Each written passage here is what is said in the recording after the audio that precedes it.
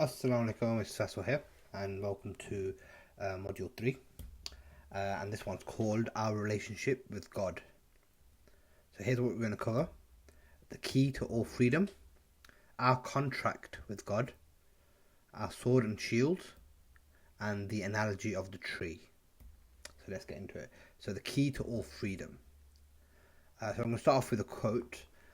The moment you have a self at all, there is a possibility of putting yourself first, wanting to be the center, wanting to be God, in fact.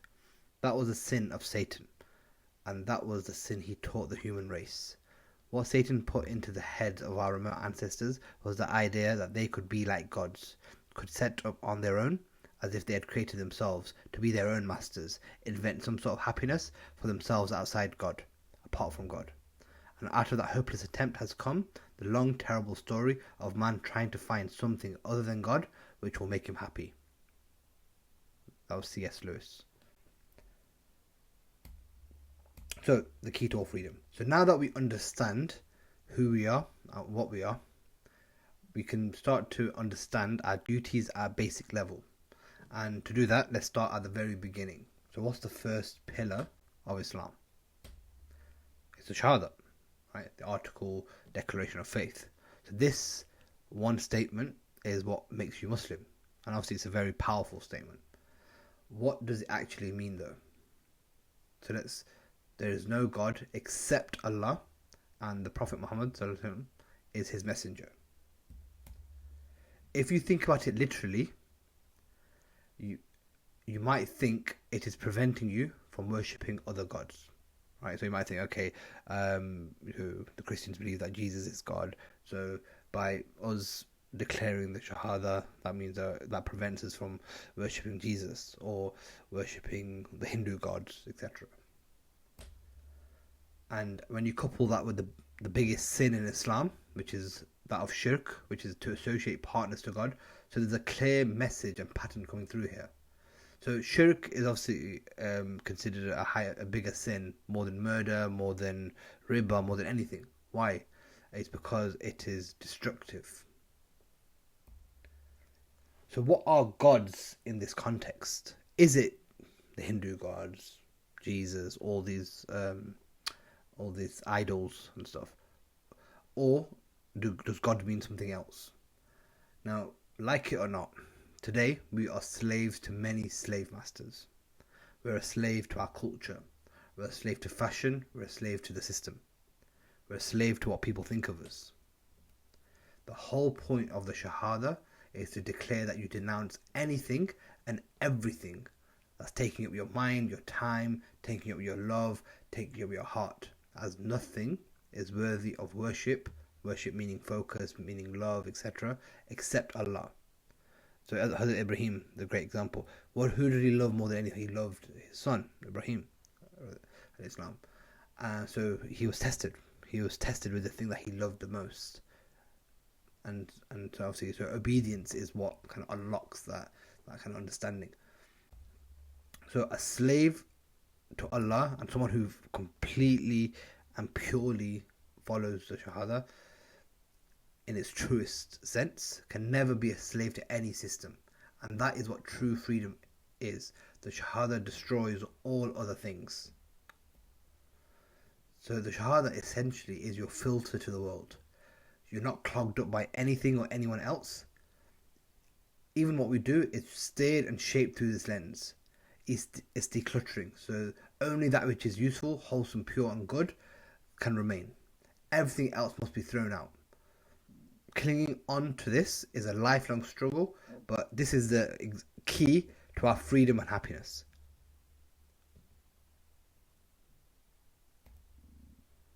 So that's obviously the Shahada. Have you seen him who has taken his God as his own desire? Have you seen him who has taken as his God his own desire? Will you be a guardian over him? Or do you suppose that most of them listen or comprehend? They are but as the cattle, nay, they are further astray from the way. So even the Quran mentions that people make all sorts of things their God. Their desires are their God.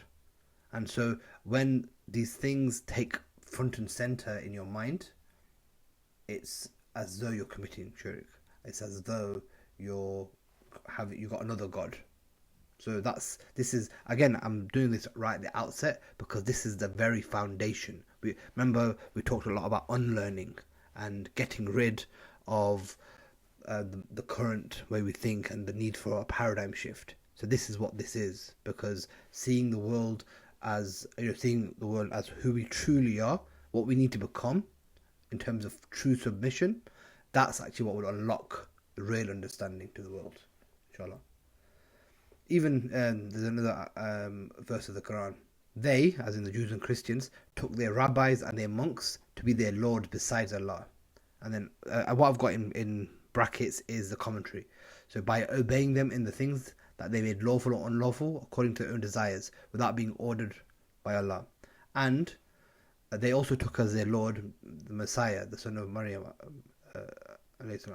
whilst the Jews and Christians were commanded in the Torah and the Injil to worship none but one God.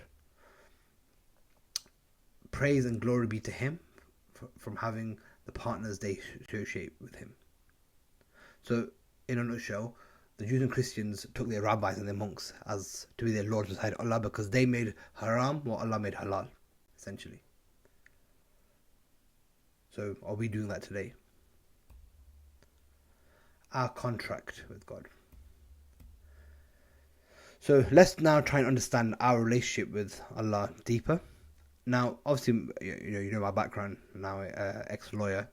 So this was a concept that really I found fascinating, and it really helped me to understand this relationship even better in a more powerful way. So what the Quran is, it's a book of law. It's always talk about the covenant and all these kind of things. So all these legal terms, it's full of legal terms.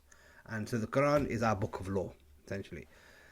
And so before I do it, I want to introduce something to you called suzerain vassal treaties. Now, what they are, they are historically, basically, this is how contracts or treaties were in olden times, right? So think about what a suzerain vassal treaty is. It's a treaty between two unequal parties, right? So the more powerful party is the suzerain, and the less powerful party is the vassal. Sometimes they're referred to as the father and son treaty, or lord and servant treaty, or the king and the vassal. And there's only one suzerain allowed. So a good example of this is the relationship between Britain and its colonies. So obviously Britain colonized the world. So Britain would have been the suzerain in that treaty, and the countries that they colonized would have been the vassal. So the lesser party must show submission to the suzerain. So one of the most famous and historical types of this contract, or this is the Hittite Treaty. So the Hittite Treaty was signed between the Egyptians and the Hittites. And in terms of how they're structured, the Ten Commandments, for example, is structured in this kind of way, this Hittite Treaty kind of way. I think the Ramses II actually was that was the group that signed the treaty with the Hittites as well. So, for example, this is the elements of a suzerain vassal treaty. So, first of all, you have the preamble, which is the identification of the speaker and his titles. Then you have the historical prologue, which is the list of deeds already performed by the suzerain on behalf of the vassal. Right? So the suzerain says that, look, I've done this for you already. Right? So Britain might say, as in return for protection and X, Y, Z, that kind of thing.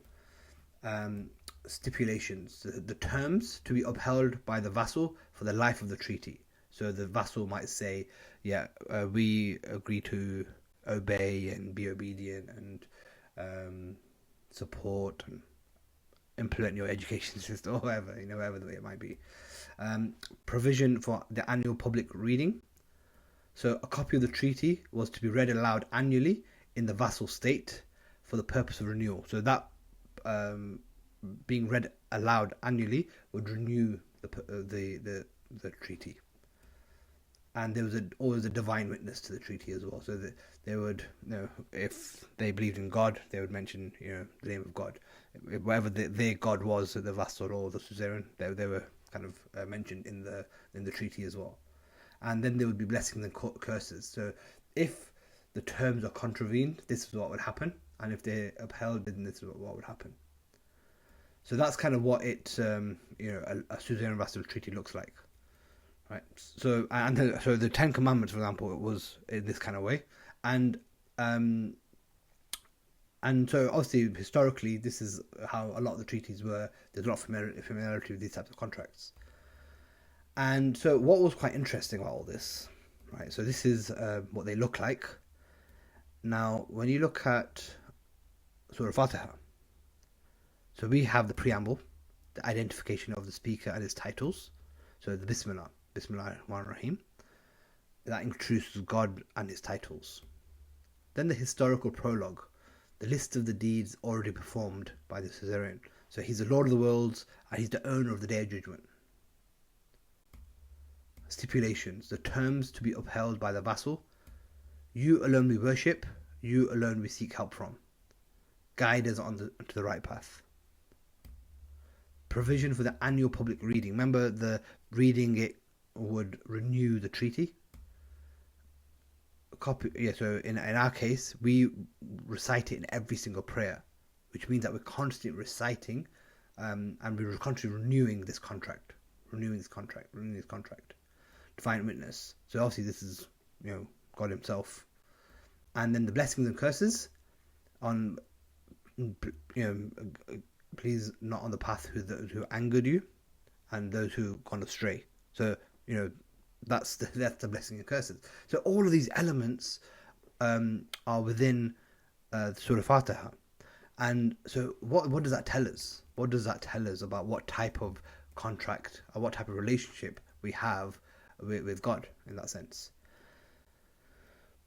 And even in the Quran, there's other references to covenant. So when we exacted a covenant from the prophets and from thee, O Muhammad, and from Noah and Abraham and Moses and Jesus son of Mary, we took from them a solemn covenant. And Surah Fatiha is so important that it's the only surah that was revealed twice. It was revealed in Makkah and it was revealed in Medina as well. So again, this is a very important. When you start analysing and going deeper into this stuff and actually pondering on it and thinking about it, why, so if it's the only surah revealed twice, there must be something significant about it. And then Surah Fatiha is also mentioned in the sense that, and most certainly we gave thee 7 from the repeated and the tremendous reading. So again, 7, so it's the 7 ayahs of Fatiha, from the repeated and the tremendous reading. So repeated is repeated in every prayer. So that's why, and the tremendous reading. So again, Allah is drawing attention to that this is something extremely significant, right? And so again, it's at the start of the Quran. So again, with the way contracts are done, is that there's often a digest at the start, which is just the head of terms. This is and then the rest of the document goes into all of the details, and that is what is said that Fatiha essentially summarizes the entire Quran in terms of what it's all about, all the different themes that are prevalent, etc. So again, it's the head of terms, and the Quran is the digest, and that explains it all. So what does all this mean? So this means by us reciting Fatiha every single prayer, we are reaffirming this contract. It means that Allah is our suzerain, and it means therefore we cannot be a slave to anything or anyone else. Compliance to his terms is what we've agreed to. This is the covenant that we renew and we agree to.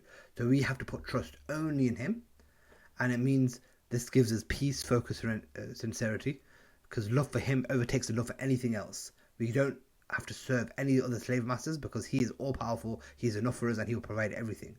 We serve this master and love him more than even ourselves. We accept that everything is from him, and that obviously is empowering. It actually gives you true freedom, because now you can switch off all the other distractions and all the other things taking your attention and time, because okay, you know what, this is actually the contract that is the most prevalent for me. If you don't, then actually you're in breach of contract. You're in breach of the covenant that has been agreed that you're renewing. So it's interesting because it's a different way of looking at this thing, but one that we can resonate with, because we understand contracts and we understand, if we don't with the terms we could get sued, and we understand breaching contracts is a bad thing, but by breaching the ultimate contract.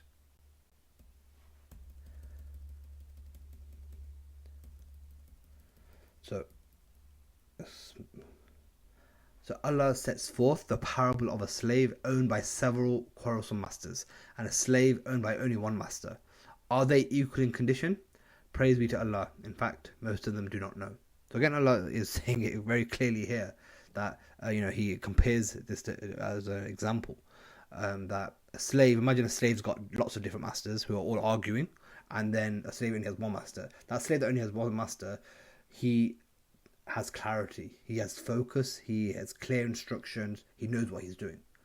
Whereas the other one will be conflicted, and that's why we're conflicted, because we don't know what to follow. We go to work and we're following our boss. We go out and we're following the system. This is we're in this kind of state ourselves. So our sword and shield. So what we need to remember above all else is Allah is our one and only sovereign and has dominion over all. And essentially remembering these two aspects, the Shahada and Surah Al-Fatiha, are essentially our sword and shield as we battle our way in the world. Holding on to these two things and remembering why they exist and what their purpose is keeps us protected.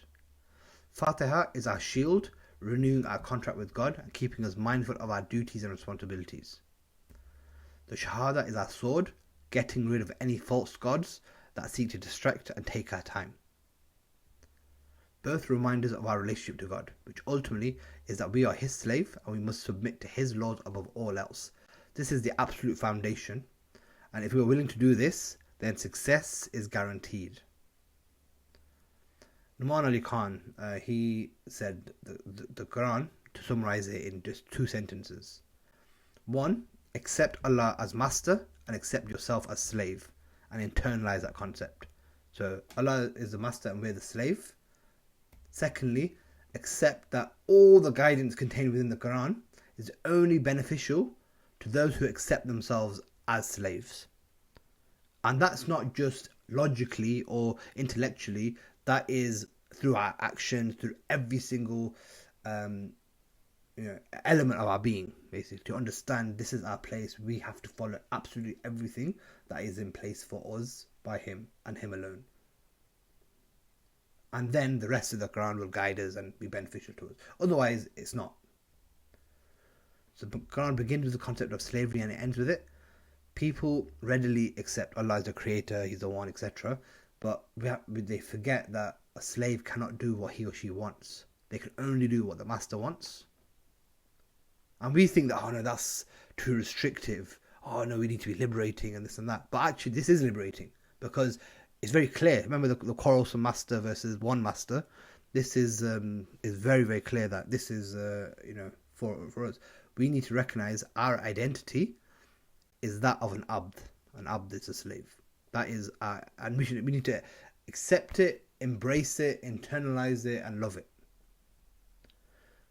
Blessed is he in whose hand is the dominion, and he has power over all things. Surah Al-Mulk. And this, another example is obviously Hazrat Ibrahim. Submit when his Lord ordered him, submit to my will. He responded, I submit to the Lord of all the world. This is, again, just think of the word submit. Submit, and Islam means submission. So again, why are these words being used? It's because it very clearly gives us that understanding of our place and our position and how things should be. The analogy of the tree. Okay, so now imagine a tree. Their unique DNA is inbuilt into the seed that is planted. To reach its full potential, it needs the right conditions to flourish and sprout. They form an ecosystem that adds value around them. they are also unique and have different benefits for society. So some trees heal, some trees give shade, some provide fruit, etc. The tree itself has deep roots and a healing presence. Trees can also help each other grow by sharing their nutrients and giving shade and stuff. And they're also resilient, so tree stumps can grow back, even if they're cut down. And Allah actually gives us trees as an example to learn from in the Quran. Have you not considered how Allah presents an example, making a good word like a good tree, whose root is firmly fixed and its branches high in the sky, producing its fruit all the time by the permission of its Lord. And Allah presents examples for the people that perhaps they'll be reminded. That's Surah Ibrahim 24 to 25. So what is a good word? A good word like a good tree. A good word is actually referred to as a shahada, meaning the one who has conviction, sincerity and tawheed, i.e. the oneness of God, will have firmly fixed roots and will grow very tall, figuratively, and also be a good tree, that one that people benefit from and will flourish with ongoing fruit, the barakah, etc. And then the next ayah goes on to say, and the parable of an evil word is that of an evil tree, uprooted from the earth, having no stability. So on the flip side, if you don't hold strong or hold fast to the shahada, if you're on falsehood or if you don't fully submit as you should, we will be like a tree with poor roots. It won't be stable. It won't grow to its full potential. It won't produce beneficial fruit, and it won't fulfill its purpose. So, question for you: how do you kill a tree undetected? And so how you do it without anyone finding out is salt. So salt, what it does, it actually blocks out all the nutrients that it needs to produce chlorophyll, and so because it's blocking what it needs to have food and grow, it ends up killing itself from within. The leaves start turning brown and all that stuff. So because it's not getting what it needs to grow. So if you think about it, what are the things that are salt for our soul? Because again, our soul is what we truly are, and that needs to be nourished for it to grow. And that's what worship is, for example. But there's certain things that are salt for us. What the things that are preventing us from growing. So anything that goes against our own nature and crushes and encroaches on the soul's ability to grow and expand is salt. No good for you. So again, this is all an analogy that we can really relate to, really benefit from, so we can grow and like that tall tree that's got really strong roots and is full of abundant fruit that gives benefit to others and fulfills its purpose, inshallah.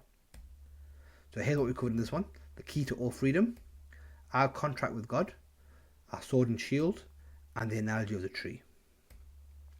So the action items: how do you now understand the shahada? How do you now understand Surah Fatiha? And do a spider diagram, and what are the things that make up your salt? What encroaches on your soul's ability to grow?